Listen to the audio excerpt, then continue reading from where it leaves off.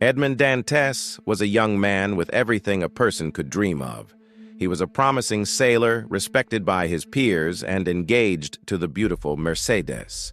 His future seemed bright, but in the shadows, envy grew. Three men, Fernand, who secretly loved Mercedes, Danglars, who envied Edmond's rise in rank, and Villefort, a corrupt prosecutor, conspired against him.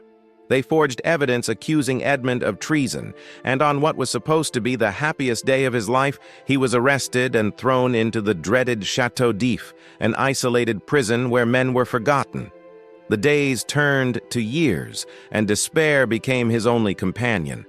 His once strong body weakened, his hope dwindled, but his mind remained sharp. Every day he replayed the betrayal, wondering how his closest allies had turned against him. Just when he thought all was lost, he met Abbé Faria, an old prisoner who had spent decades in confinement. Faria saw the potential in Edmond and took him under his wing. He taught him philosophy, law, languages, and strategy. More importantly, he told Edmond of a hidden treasure buried on the island of Monte Cristo, one that could change his life forever. With this knowledge, Edmond found a renewed purpose. The years passed, but Edmond no longer counted them. He had transformed. No longer just a wronged man, he had become a student of patience and precision. When Faria passed away, Edmond saw his opportunity. He used his mentor's death to orchestrate an escape, switching his body with Faria's in the burial sack. Thrown into the sea, he emerged from the waters a free man. But he was no longer Edmond Dantès. That man had died in Château d'If. From that day forward, he was the Count of Monte Cristo. He sought out the hidden treasure, and upon finding it, he became wealthy beyond imagination.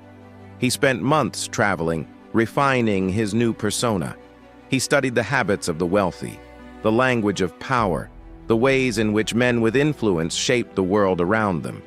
When he was ready, he returned, not as a forgotten convict, but as a ghost from the past, a man whose name no longer had a face. With his new fortune and identity as the elusive Count of Monte Cristo, he set out to take revenge on those who had wronged him. But his vengeance was not swift. It was calculated, precise.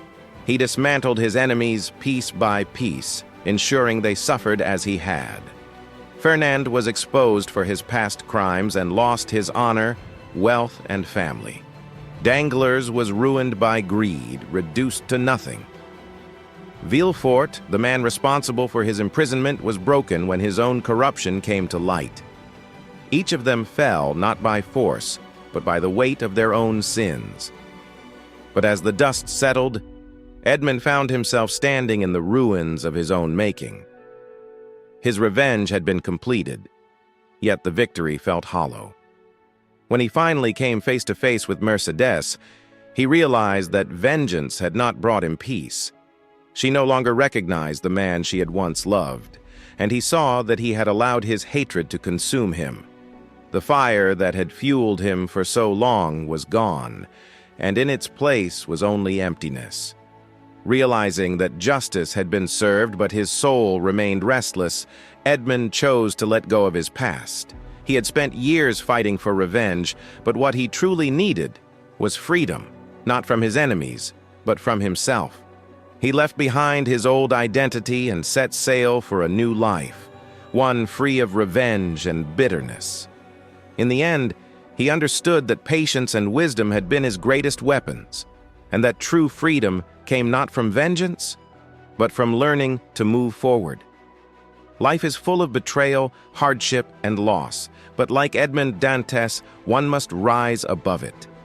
Knowledge, patience, and resilience will always lead to triumph. Let his journey be a lesson, one of endurance, redemption, and the power of letting go.